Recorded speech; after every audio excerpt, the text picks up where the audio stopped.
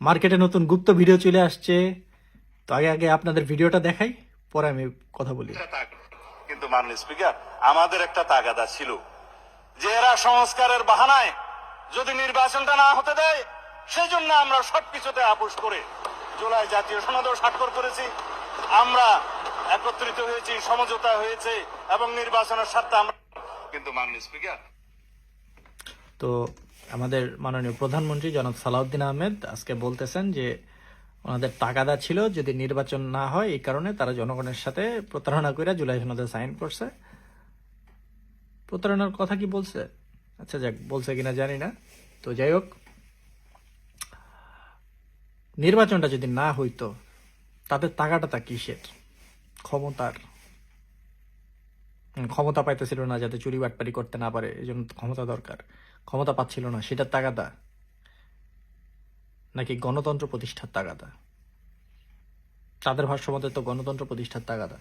খুব গণতন্ত্র প্রতিষ্ঠা হয়েছে, ঠিক আছে? কারণ তারা তো জুলাই সনদ সাইন করছে সবার আগে, নাচতে নাচতে যা সাইন করে দিয়ে আসছে। কারণ তারা খুবই কনফিডেন্ট ছিল যে প্রশাসন তাদের হাতে, ইন্ডিয়ার সাপোর্ট তাদের হাতে, আওয়ামী লীগের ভোট তাদের কাছে। জনগণ ডাজেন্ট ম্যাটার। জনগণ কি?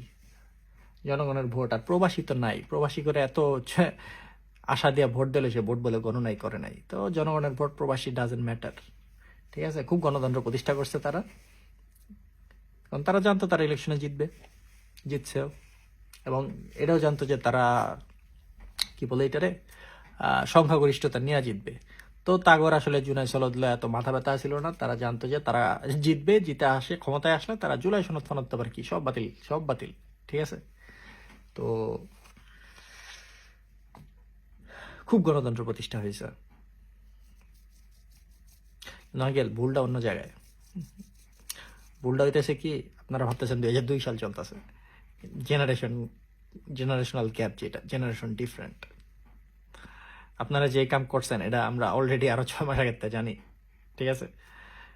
দেখেন আপনারা কতদূর করতে পারেন।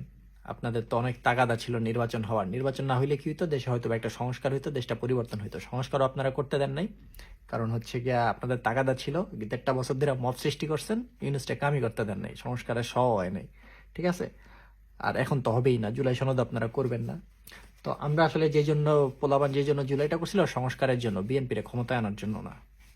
আপনাদেরকে ক্ষমতার চেয়ারে বসানোর জন্য। হ্যাঁ, 1400 পোলাবান জান দেয় নাই, দরকার হলে আরো 1400 বা দিবে, কিন্তু সংস্কার করে ছাড়বে পোলাবান।